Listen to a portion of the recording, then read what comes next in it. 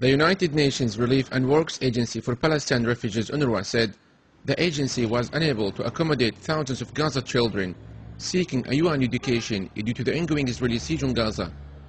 For the last 3 years, Israel has prevented the entry of building materials needed to build new schools in the impoverished Gaza, running more than 200 schools in the enclave.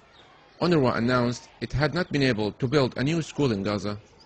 The main reason is that the Israelis are blocking the entry of the building material inside the Gaza Strip. We have plans for 100 schools. We cannot build a school since 3 years. We cannot get building materials inside the Gaza Strip.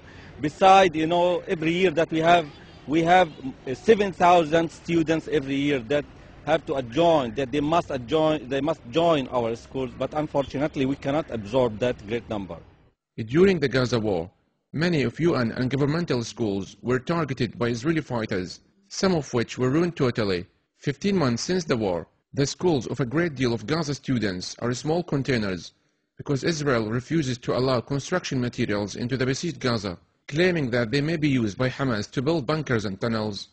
The Minister of Education and Higher Education was forced to adapt to new techniques in order to absorb the natural increase of the number of students. So we had to shift to a second shift.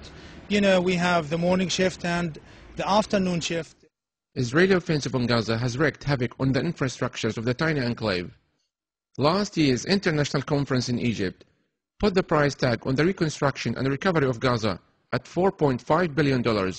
Despite international call to put an end to the sufferings of the Gazans, nothing has been changed on the ground. Being under prolonged siege, the Gazans have to fight not only for their daily life, but also the education of their children. If the UNRWA calls would catch the attention of the international community remains to be seen. Yusuf Al-Halo, Press TV, Gaza.